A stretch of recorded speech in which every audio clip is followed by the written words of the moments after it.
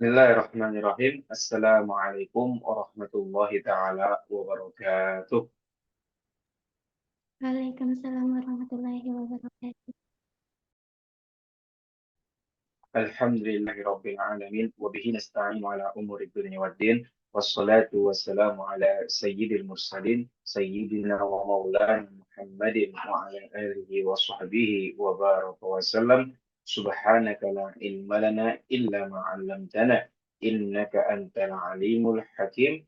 Rabbi shrah li sadri wa yassir li amri wahlul 'uqdatam min lisani yafqahu qawli amma ba'du. Baik, jemaah sahabat mulia, mari kita sama-sama berniat belajar terlebih dahulu. Bismillahirrahmanirrahim. Nawaitu ta'alluma wa ta'lim wa tadhakkura wa tazkir wa naf'a wal intifa'a wal ifadata wal istifadah wal hatta ala tamassuki bi kitabillahi wa sunnati rasul sallallahu alaihi wasallam wa du'a ala al-huda والدلالة إلى الخير ابتغاء وجه الله ومرضاته وقربه والثوابه. قال المصنف رحمه الله تعالى ونفعنا الله بعلومه وبعلوم مشايخنا في الدارين آمين يا رب العالمين. Sering saya selepas niat itu membaca qala al-musannif rahimahullahu taala, itu adalah semacam adab kita sebelum mengkaji suatu kitab. Jadi kami itu diajarkan sebelum mengkaji suatu kitab, kita berikan dulu doa kepada sang penulis tersebut, mualifnya.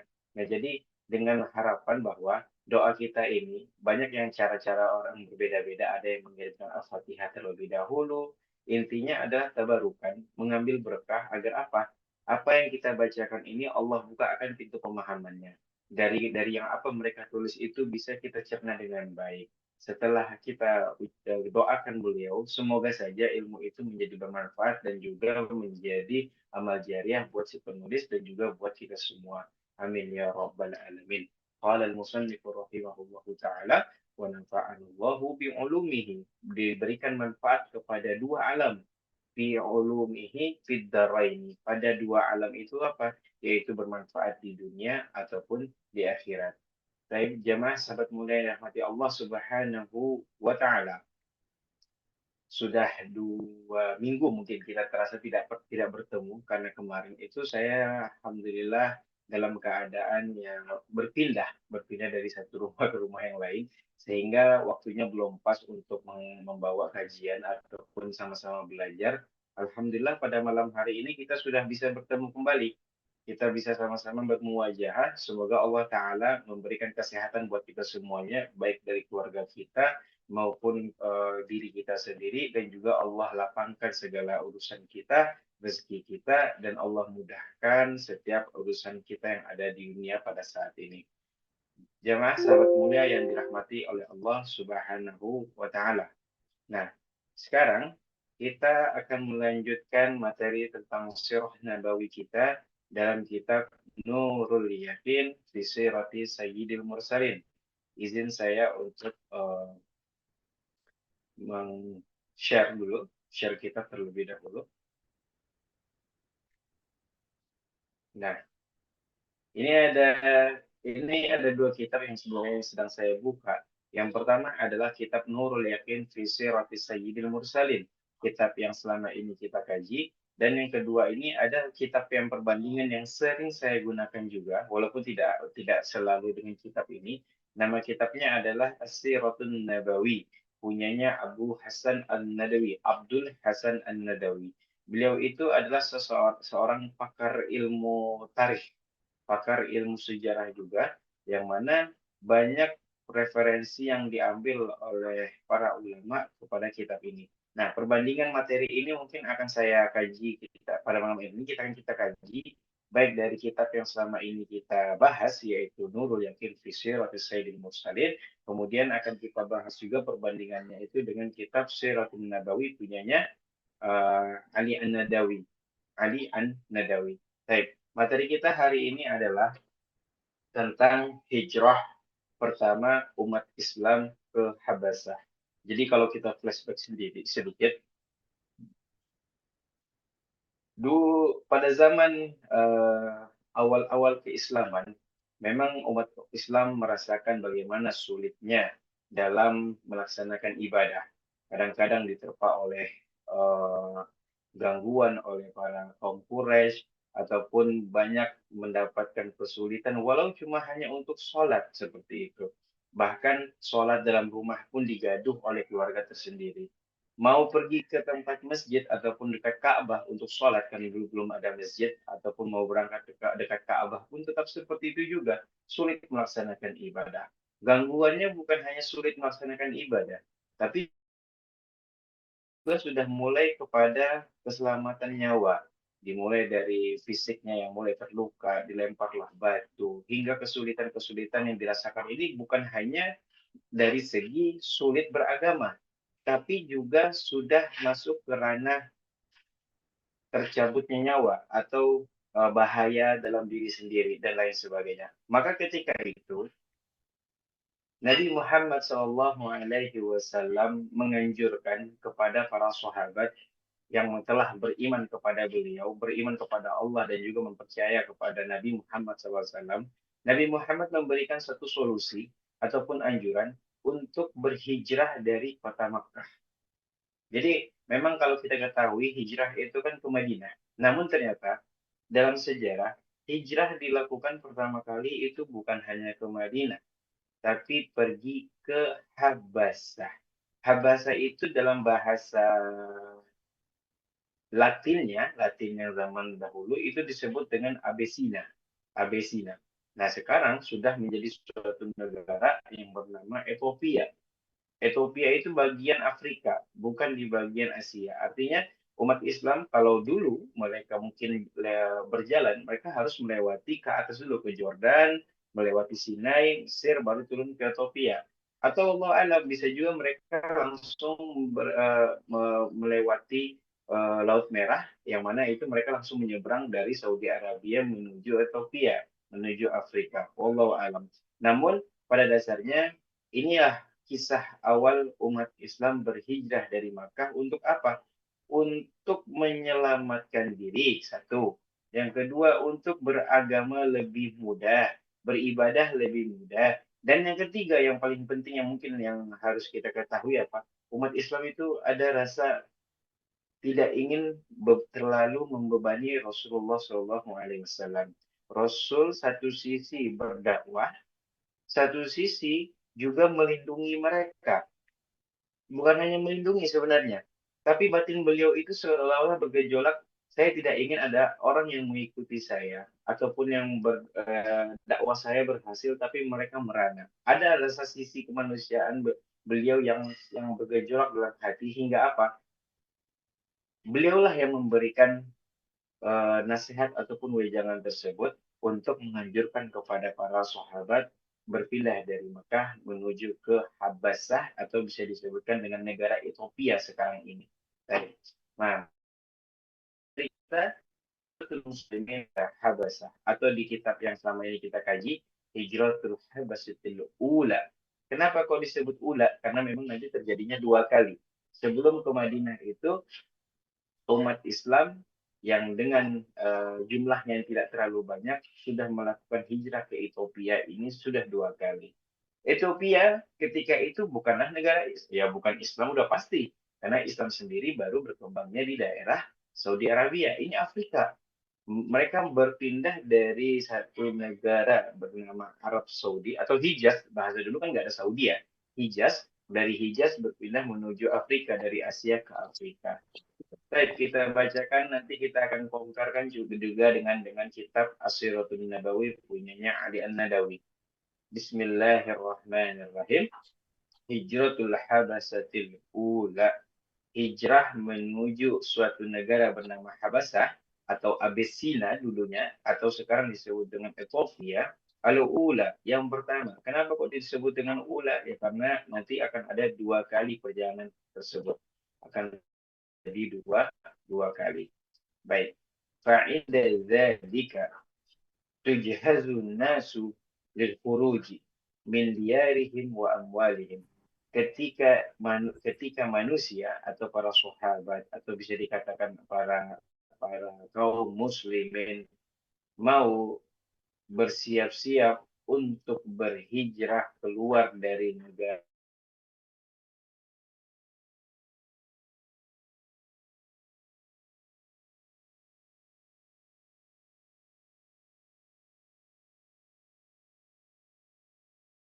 Recording stopped. Recording in progress.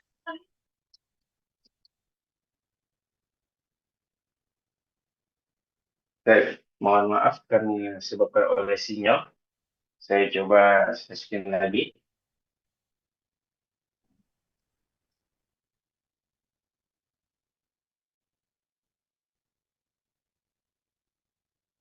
Nah, ketika umat Islam bersiap untuk keluar dari kota mereka, dari negara mereka, dari kampung mereka, mereka itu meninggalkan keluarga dan juga tentunya meninggalkan harta-harta mereka.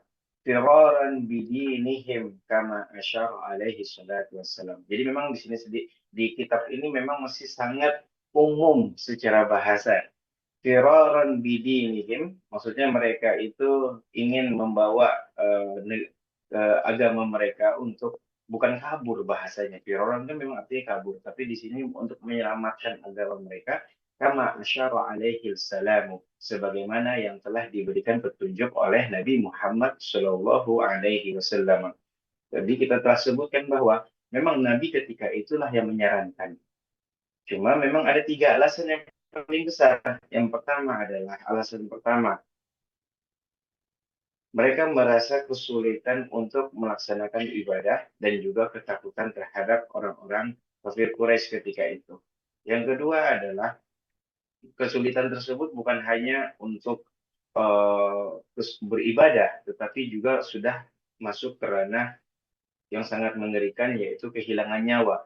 Dan yang ketiga adalah untuk membantu Nabi Muhammad SAW agar tidak terlalu terbeban dengan pemikiran ataupun terbeban dengan keadaan eh, pada saat itu. Karena Nabi Muhammad SAW juga harus fokus untuk berdakwah.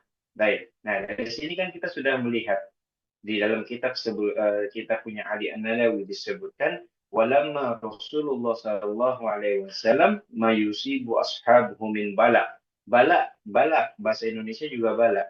Ketika itu Nabi Muhammad sallallahu alaihi wasallam melihat apa yang terjadi pada sahabatnya yang mana mereka itu selalu kena bala bencana, tapi arti bala di sini adalah kegaduhan ataupun kegangguan dari orang kafir Quraisy. Wa annahu la yuqdaru ala ayyamna'ahum. Bahkan Nabi Muhammad SAW pun tidak mampu untuk mencegah apa yang dirasakan oleh mereka. Faqala lahum, maka ketika itu Nabi Muhammad SAW memberikan nasihat. Lau kharajtum ila ardi Habasyah. Mungkin enggak gitu. Jadi seolah-olah diskusi ini diawali oleh Nabi Muhammad, terus beliau mengatakan kepada para sahabatnya, mungkin enggak kalau antum semuanya berhijrahlah terlebih dahulu ke negeri Habasah. Negeri Habasah atau negeri Abesina ataupun Ethiopia pada saat ini. Fa inna biha malikan. Sesungguhnya di negeri itu, di negeri Habasah itu ada seorang raja. La yuzlamu indahu ahadan. Yang mana dia itu terkenal tidak pernah menzolimi siapapun. Wahia ardu sidqin. Negara itu menjadi negara yang jujur. Karena ya dari rajanya baik, rajanya jujur. Hatta yaj'alullahu lakum farajan mimma antum fihi.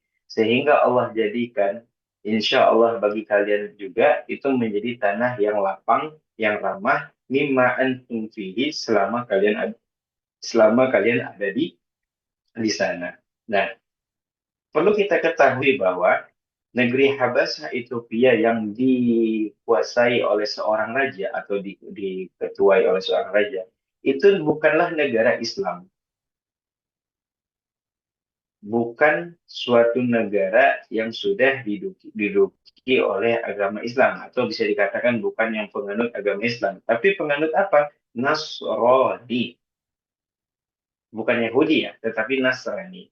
Nah, yang mana yang saya pernah kaji juga, Negeri Habasah atau Najasina yang dipegang oleh seorang raja ini, nama raja ini nanti Najasah. Ini adalah suatu negara yang berideologi Kristiani, Nasrani, tetapi tidak memahami Trinitas. Kita tahu bahwa zaman sekarang Kristen identik dengan kata Trinitas. Artinya memiliki tiga identitas dalam satu badan. Satu badan tapi memiliki identitas. Nah, kalau ini tidak. Mereka percaya bahwa Isa bukanlah seorang Tuhan, bukanlah Tuhan, tapi dia tetap seorang nabi utusan. Dan ada power yang lebih besar yang disebut sebagai Allah atau Tuhan, yang mana itu membawa firman-Nya kepada Nabi Isa alaihi salatu wassalam. Nah, jadi Nabi Muhammad mengirimkan orang-orang Islam ini kemana? Ke tempat negeri yang bukan Islam, berideologinya Kristiani Nasrani, tetapi rajanya baik. Bukan tidak bisa kita katakan bahwa setiap dari orang-orang yang Nasrani ataupun Yahudi dan lain sebagainya tentu buruk semuanya, tidak. Ya memang walaupun di Al-Quran sendiri kan Allah sudah menyebutkan juga wala tajidanna asyaddan nas itu dalam surat Al-Maidah. Allah juga menyebutkan bahwa musuh yang paling asyaddan nasi adawata lil lazina amanu, kata Allah.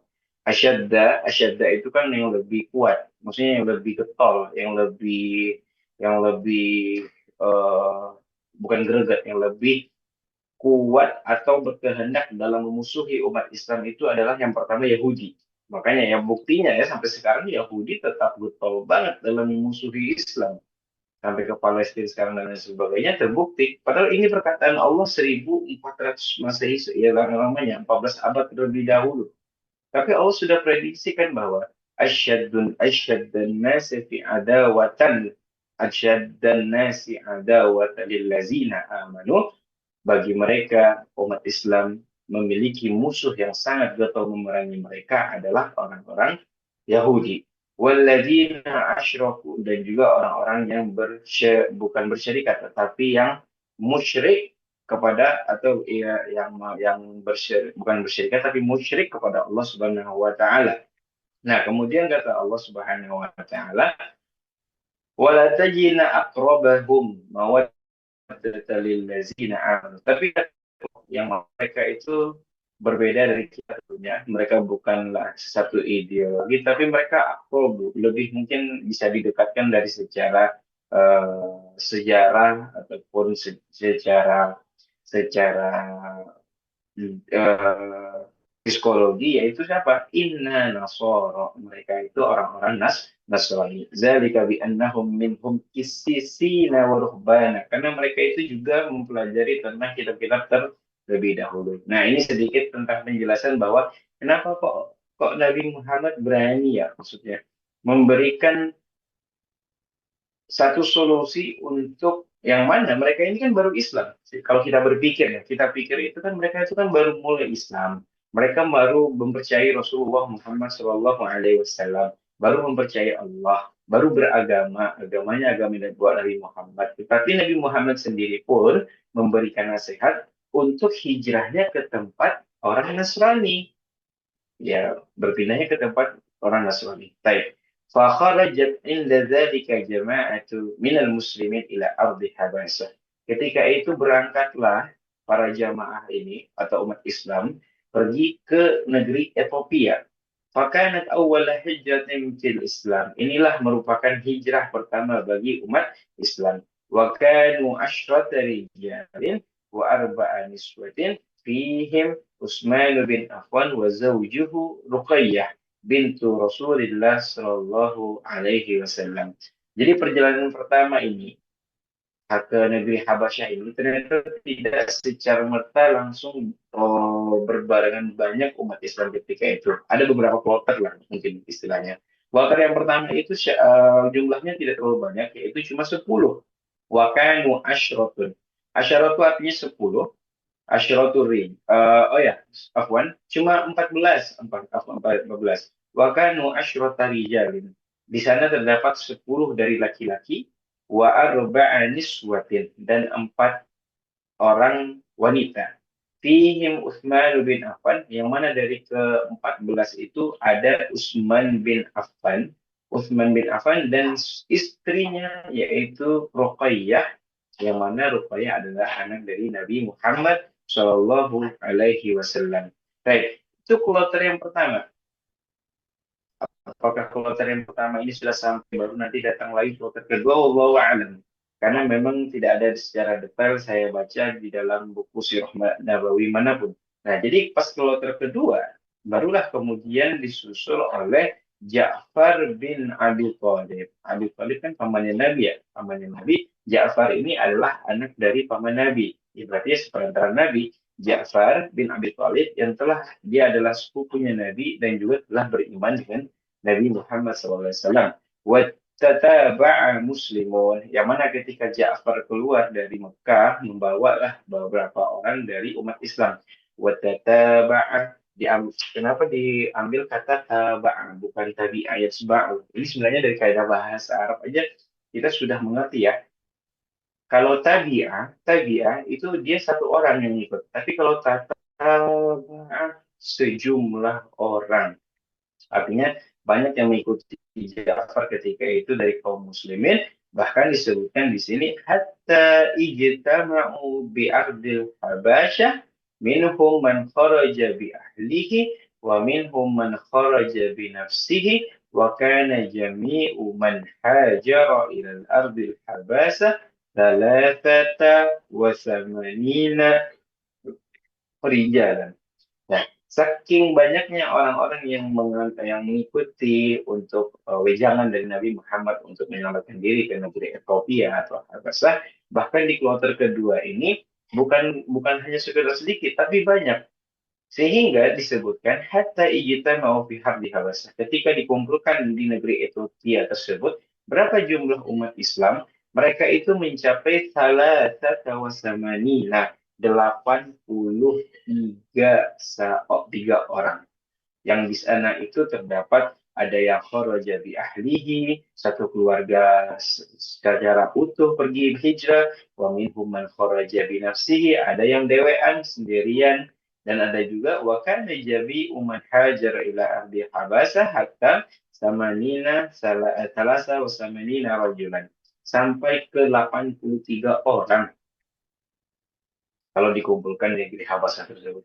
Ini menunjukkan bahwa ternyata negeri Habasah yang bukan berideologi Islam ketika itu pun menerima umat Islam. Umat Islam pun juga tidak segan ataupun tidak merasa kesulitan untuk berkehidupan sehari-hari di dalam negeri Habasah tersebut. Habasah itu Turki ya. Kalau kita lihat di map itu kan dia termasuk di negara Afrika, berarti kan dari Asia berpindah ke Laut Merah menuju ke Afrika terlebih dahulu.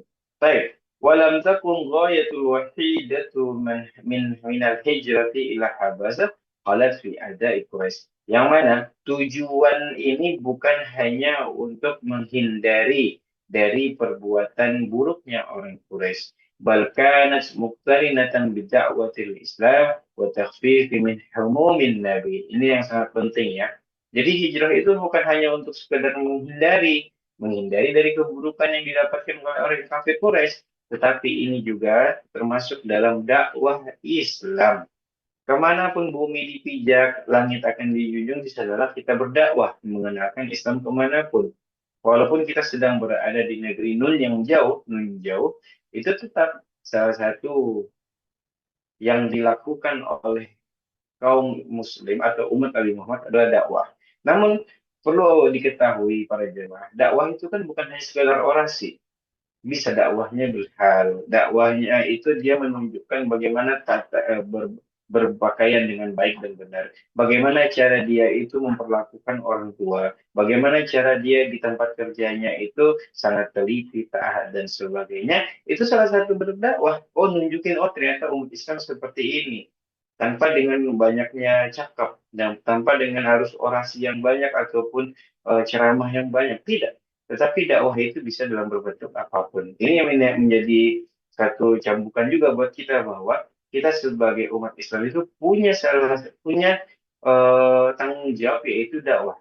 Dan dakwah ini ya tidak harus dengan kalam, berbicara, tapi bisa juga dengan perilaku kita. Kita lanjutkan ya. Jadi bukan hanya sekedar untuk menghindari dari perbuatan buruknya orang-orang Quraisy, tetapi juga untuk menyambung dakwah Islam, memperluas orang-orang mengetahui tentang Islam, dan yang terakhir bukan manfaat, tapi salah satu dari tujuannya adalah wa takhfifi min humumin nabi, meringankan beban Nabi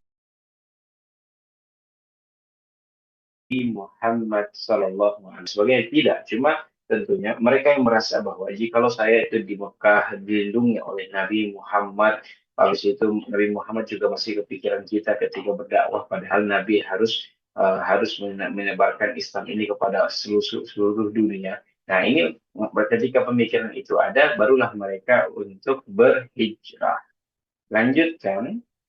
Baik, nah ini dia. Kalau dilihat dalam peta ini, nah ini Najd itu kan, Najd itu yang bisa dikatakan dengan Saudi Arabia, Najd. Maka Arab Karomah, kemudian ini ada Laut Merah. Mereka dari sini nih. Oh, ternyata naik kapal. Min Makkah ila Jeddah, atau dari sini langsung naik kapal.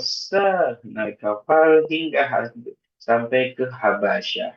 Habasyah Abyssinia, kalau dalam bahasa Latin yang dulu, tapi sekarang adalah negara Utopia.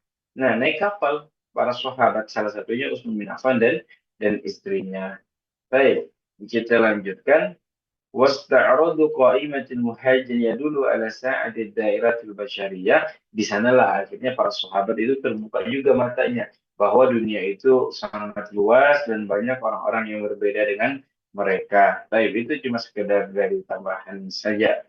Mereka yang bagaimana mereka nanti memandang para tetangga lainnya, orang-orang yang menerima mereka bagaimana, dan lain sebagainya. Baik, kita coba lompat ke kitab Nurul Yakin terlebih dahulu. Nah, di Nurul Yakin ini memang masih sangat umum sekali. Di sini disebutkan bahwa awal hijrati mina Mekah. Betul, ini adalah hijrah yang pertama dari kota Mekah. Dan ashabuhu asyaratul rijal wa khamsun niswah. Beda sedikit lah. Kalau tadi kan 14, kalau di sini ada 15. Asyarahnya rijal, 10-nya rijal, laki-laki, kemudian 5-nya perempuan. Di sini disebutkan ada Utsman bin Affan, Ruqayyah bin Rasulillah, kemudian ada Abu Salama, Yahya, dan sebagainya. Baik. Fasaru ala barakatillah liman tahu ilal bahri istakhraju safina wa aslatuhum ilal maqsadihim. Mereka itu berangkat tentunya dengan perlindungan Allah Subhanahu wa taala melewati laut, dan itu mereka menggunakan kapal dan untuk sampai di tempat yang akan mereka tuju. Cuma gitu kan misalnya di yakin, makanya kita dengan lagi. Di kitab yang ini kita kaji memang tidak ada penyebutan tentang apa kan, nggak mungkin kan orang kafir Quraisy itu cuma membiarkan para umat Islam meninggalkan, kan kalau secara logika saja ya, tidak mungkin mereka itu membiarkan ya udah keluar saja, tidak seperti itu ternyata. Maka sebenarnya mereka melakukan suatu siasat agar mereka bisa negeri Habasyah mengembalikan para sahabat Nabi tersebut, orang-orang Mekah, tapi apa ya, untuk dihabisi dan lain sebagainya.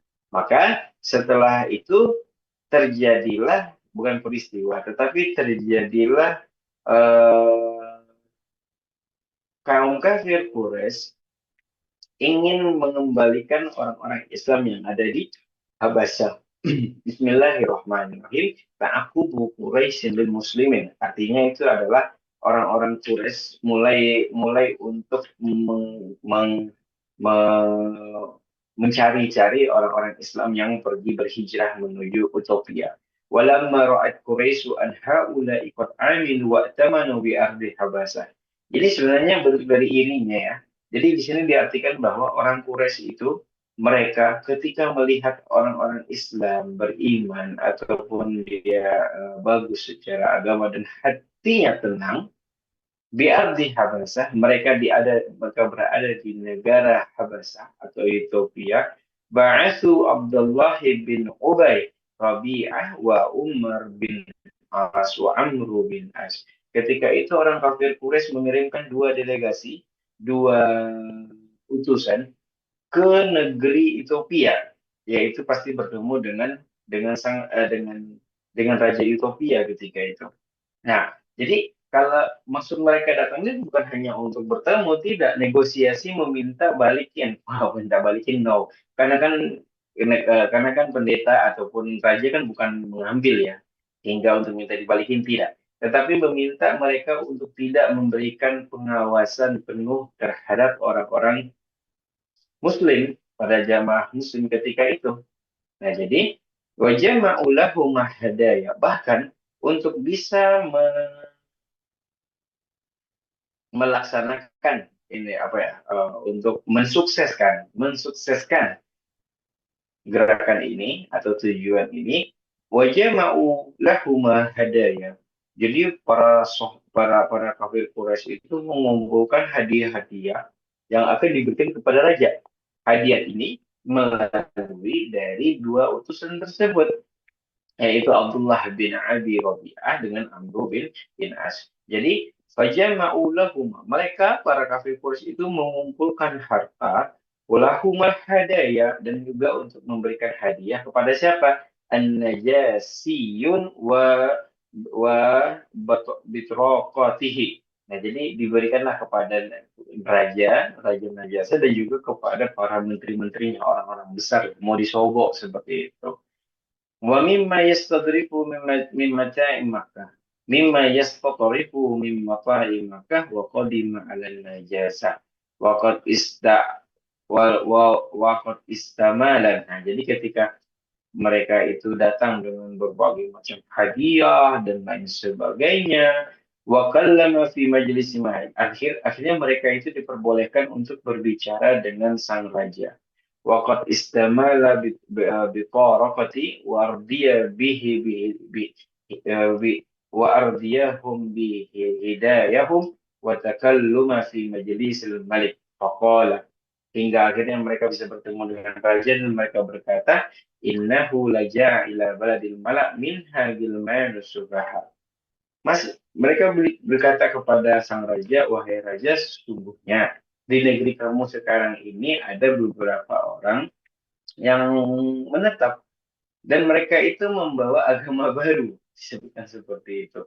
Faroku dina qaumihim. Mereka itu berpisah dengan keluarga mereka yang agamanya berbeda. Fahum absaru bihim. Kalau kejauhan.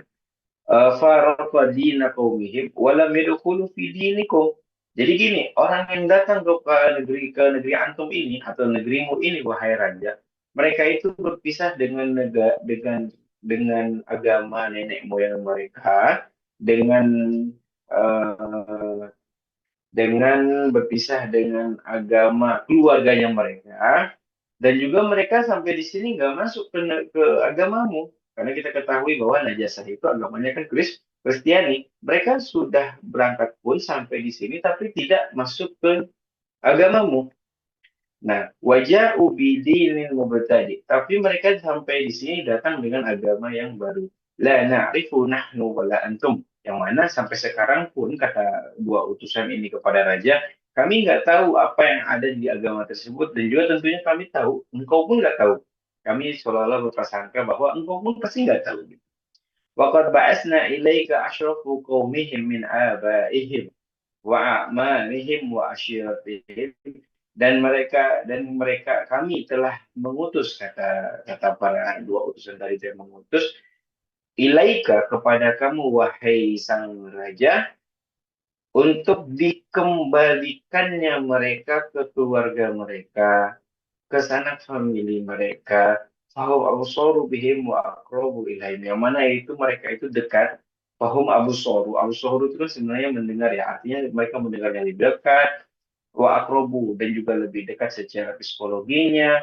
Wa qalatil barakah haulahu sidqa ayyuhal malak fa aslamhum ilaihim.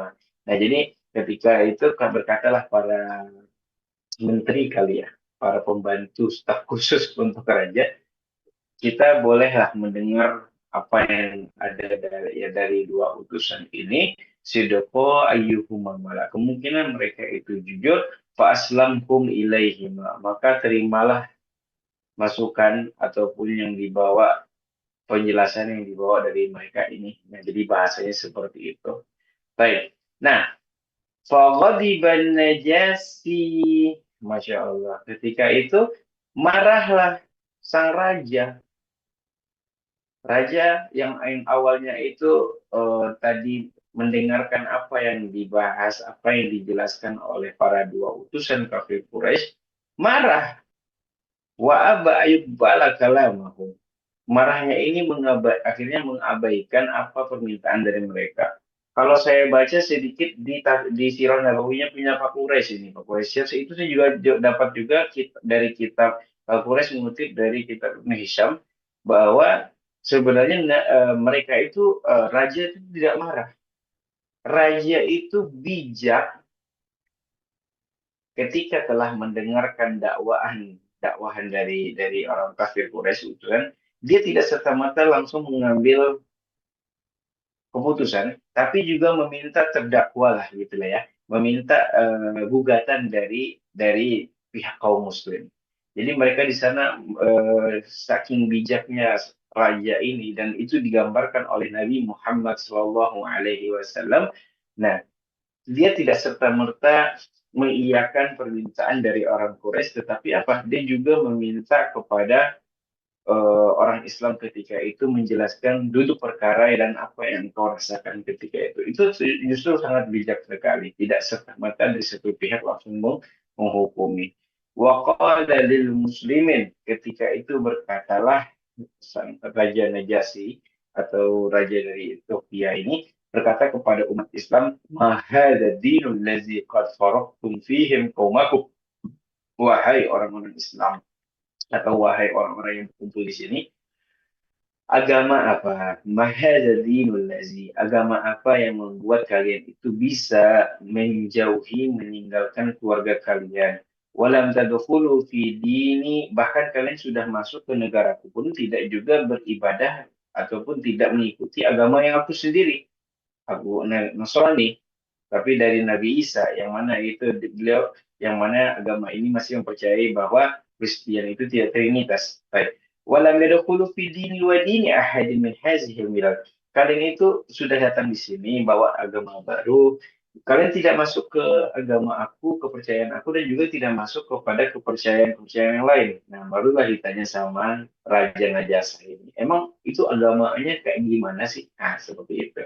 Nih, jawaban dari pertanyaan ini itu para ahli sejarah banyak mengutip dari perbincangannya Ja'far bin Abi Thalib, dan juga dari Ja'far itu siapa? Ja'far itu kan sepupunya Nabi Muhammad Shallallahu Alaihi Wasallam.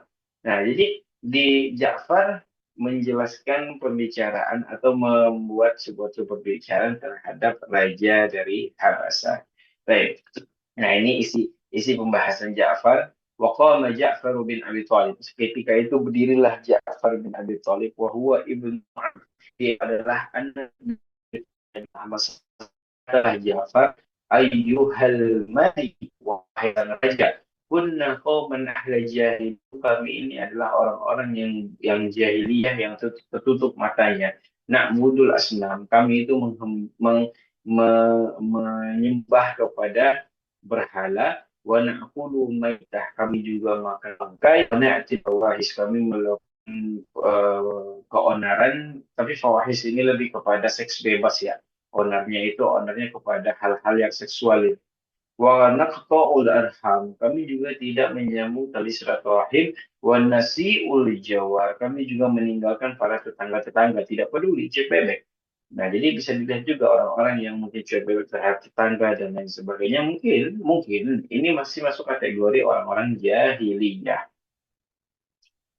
Wa ya'kulu qawiyyu minna ad-dha'if. Kami juga mengambil makanan dari orang-orang yang lemah. Fakunna ala zalik. Gitulah kami dahulu, wahai sang raja. Hatta ba'asallahu ilaina rasulun minna. Hingga akhirnya ada nabi yang diutus kepada kami Na'rifu nasabahu, kami tahu dengan nasabnya jelas dari mana bapak buyutnya, ranjinya siapa. Wa amanatahu, kami tahu juga bahwa betapa amanahnya utusan yang kami ikuti agamanya ini. Wa asasahu, dan juga tentang jiwanya yang baik. Fada'ana ilallahi nuhawwiduhu.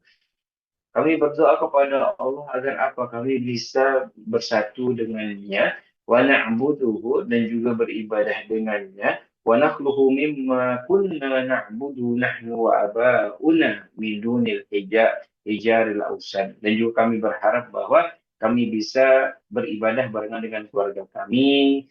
Itu pun tidak harus berlindung di belakang batu ataupun di belakang hal-hal seperti berhala dan lain sebagainya. Nah, ini sedikit pembicaraan Ja'far. Beliau mengatakan bahwa dulu kami itu orangnya seperti ini, kami itu orangnya seperti ini. Tapi dengan datangnya Nabi Muhammad, seorang utusan yang kami tahu asal muluk jalannya, bahkan dan kami seharusnya bangga percaya, bukan percaya, tapi bangga memiliki utusan dari kaum kami, katanya seperti itu.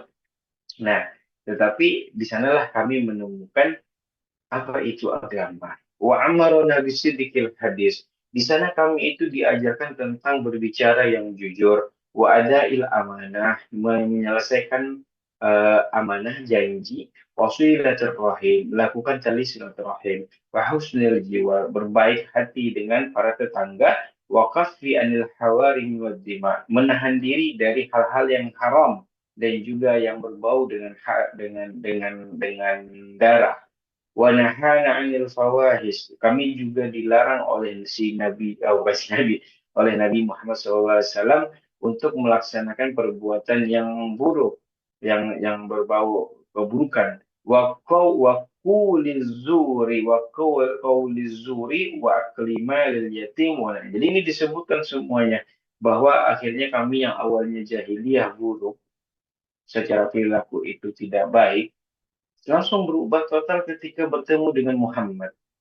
Kami itu jujur terhadap diri sendiri, jujur terhadap keluarga, ataupun saling menyambung tali silaturahim dan lain sebagainya. Bahkan, nah kemudian berkisahlah juga Abi Ja'far kepada sang raja, wa amarna an na'budallahi wahdah.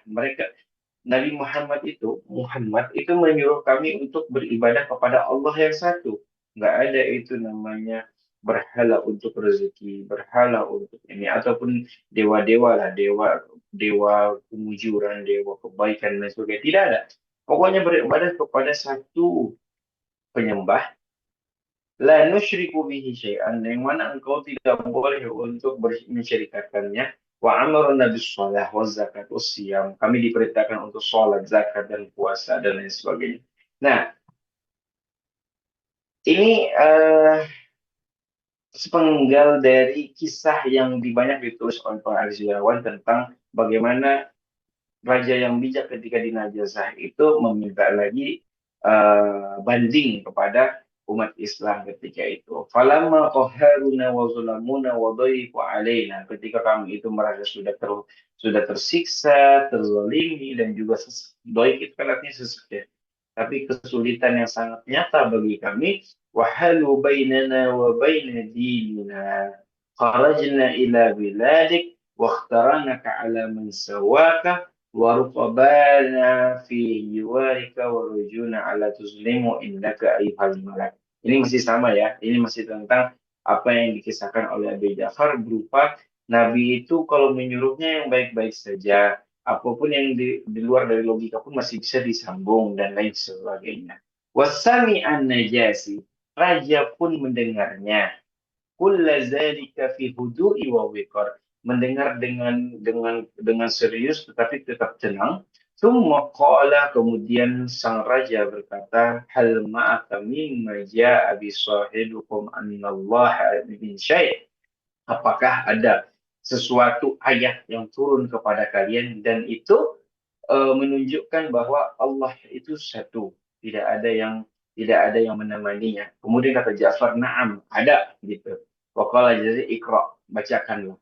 Nah, hingga akhirnya Ja'far membacakan suratu Maryam. Apa respon yang didapatkan oleh raja? Raja Fabaka Najasiyu menangis tercucur air mata hatta iftarasat lihiyatuhu sampai membanjiri lihiyah jenggotnya. Fabaka asfuhum hatta ukhdilu masahifahum hingga hingga dia itu menangis dan juga dia itu meneguhkan, maksudnya terharu dengan apa yang dibacakan oleh Ja'far. Inna kalama Ja'far bitalib awam malikil habasah. Abi Ja'far lah yang berbicara tentang banyak lebar tentang agama baru ini kepada sang raja. Wa taswirul lil Islam. Dia gambarkan bagaimana sih agama Islam itu. Kalamu hakim, dia keluarkan kata-kata yang paling adil, yang paling baik.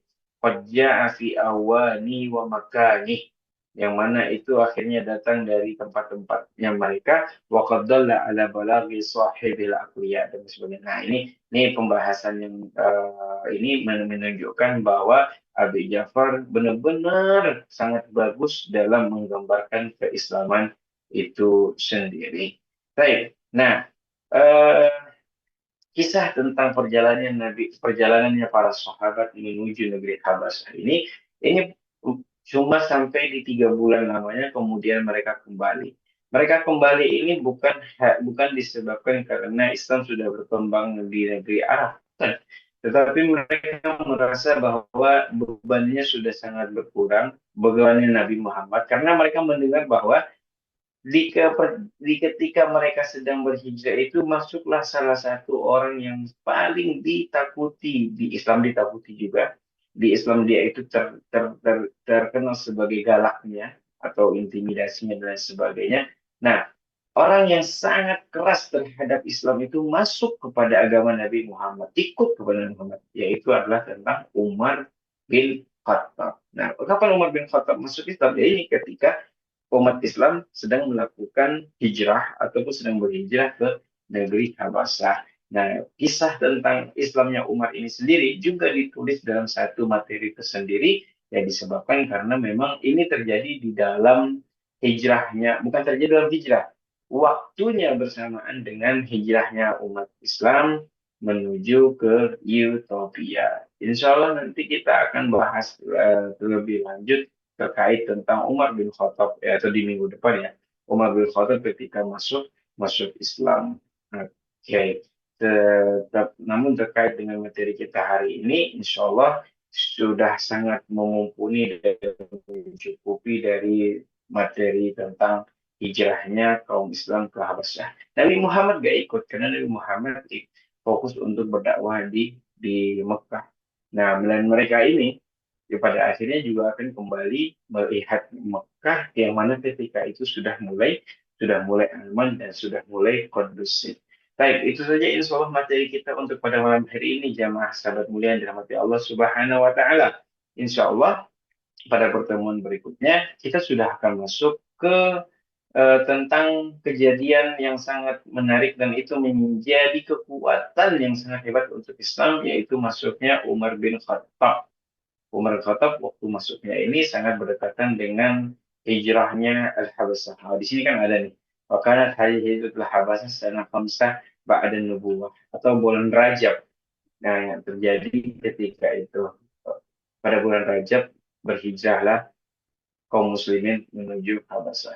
Baik Bapak Ibu yang mati Allah Subhanahu wa Ta'ala, semoga materi yang sangat sederhana ini terkait dengan hijrahnya kaum muslim terhadap ke negara yang lain mungkin bisa kita ambil beberapa manfaatnya. Kalau saya lihat dari kacamata saya sendiri ya, yang pertama hikmah yang mungkin kita bisa ambil adalah bahwa Nabi Muhammad SAW itu bukanlah orang yang benci karena agama, tidak, bukan membenci karena agama, tetapi yang dibenci itu sifat dan karakter orang yang beragama tersebut. Saya kembali ulangi. Dia tidak membenci agama. Jadi kalau mendengar kata Kristen, teman itu orang Kristen, bukan langsung kita itu rasa risih, bukan. Karena yang dibenci itu bukan agama. Yang dibenci adalah perilaku dari orang yang beragama tersebut. Buktinya apa? Nabi Muhammad mau mengirimkan sahabatnya ini baru Islam, tapi dikirim diselamatkan oleh kepada orang-orang yang beragamanya bukan Islami. Sebegitu percayanya. Bahkan kalau kita berpikir ya, kok bisa sih Nabi Muhammad sepede itu meninggalkan para sahabat, suruh mereka pergi berangkat mencari keamanannya itu ke orang-orang Kristiani, orang-orang Nasrani ketika itu. Ya walaupun penjelasan dari kitab-kitab menunjukkan bahwa Nasraninya berbeda dengan orang sekarang. Nasraninya itu mereka tetap mempercayai Isa sebagai Nabi dan juga tetap mempercayai bahwa eh, ada mempercayai tidak percaya tentang Trinitas bahwa Allah itu tetap satu seperti itu. Nah, yang kedua, manfaat mungkin ya atau bisa dikatakan sebagai hikmah yang bisa kita ambil untuk yang kedua ini adalah muamalah muamalah bainal islami wa ghairil islam. Muamalah itu apa maksudnya? Hubungan kekerabatan atau hubungan kekeluargaan atau hubungan tentang muamalah itu kan saling komunikasi, saling berteman dengan orang yang berbeda agama itu hal yang diperbolehkan, bukanlah suatu hal yang dilarang. Dan yang ketiga orang-orang yang bertamu di sana diterima pastinya. Orang-orang Islam pasti bertamu dengan cara yang baik. Mereka itu datang dengan yang baik juga, tidak melakukan keonaran. Dan alhamdulillahnya sang raja juga adalah raja yang bijak yang mau menerima dan lain sebagainya. Dan yang keempat mungkin yang tidak kalah penting dari kacamata saya adalah hijrah itu membuat hal yang bukan hal yang baru. Hijrah itu membuat dakwah Islam lebih cepat berkembang dan juga merubah keadaan lebih cepat, lebih baik, lebih cepat. Maksudnya begini, kita tahu bahwa hijrahnya Nabi ke Madinah ketika itu lagi kesulitan, lagi sangat berat. Tapi dengan hijrahnya ke Madinah, dari Madinah berkembang lebih baik dan lain sebagainya. Kehidupan keislaman tumbuh menjadi lebih indah lagi. Yang awalnya merasa tersisa di sana nanti mulai terasa mulai nyaman, lebih mudah dalam beribadah dan lain sebagainya. Dijauhkan dari keburukan mereka yang tidak suka dengan Islam. Ternyata hijrah itu membuat dakwah Islam lebih cepat berkembang. Bukan hanya karena berpindahnya, bukan. Tetapi di sanalah kenikmatan beribadah, kenikmatan beragama lebih banyak dirasakan di tempat tersebut. Terus yang kemudian apa? Dengan hijrahnya itu sendiri, itu memberikan kita kepribadian yang lebih baik lagi. Baik. Mungkin kita sudah sering mendengar kata Imam Syafi'i. Imam Syafi'i kan sering mengatakan bahwa safir, merantaulah. Merantau itu kan juga berhijrah. Safir, tajid, an iwadan. Orang yang berhijrah itu dia akan mendapatkan penggantinya lebih baik lagi.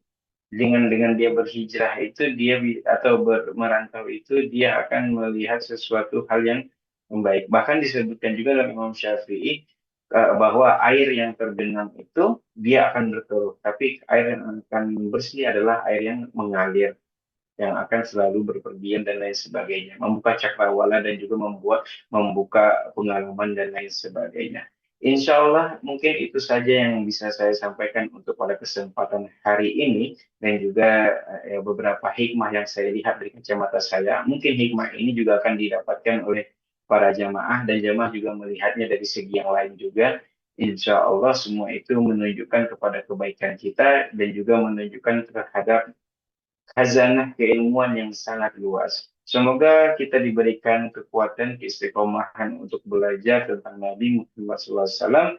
Pada pertemuan berikutnya, kita akan langsung menyambung lagi dengan peristiwa yang terjadi ketika umat Islam sedang berada di negeri Habasah. Namun ketika itu masuklah seseorang yang sangat ditakuti oleh kafir Quraisy dan juga orang Islam ketika itu takut juga, yaitu masuknya Umar bin Abdul Khattab kepada Islam. Itu saja mungkin jemaah sahabat dirahmati Allah Subhanahu wa taala. Semoga Allah taala memberikan kesehatan kepada kita semuanya. Hayya nahtatim liqa'ana hadza bil qira'atil hamdalah. Kita tutup dengan alhamdulillah. Alhamdulillahirabbil alamin. Kita tutup dengan doa kafaratil majlis. Subhanakallahumma wa bihamdika asyhadu an la ilaha La illa ilaha illallah. anta astaghfiruka wa atubu ilaik. Ila liqa, jangan serunya. Bertemu lagi nanti di kesempatan yang akan datang. Wabillahi taufiq wal hidayah. Assalamualaikum warahmatullahi taala wabarakatuh.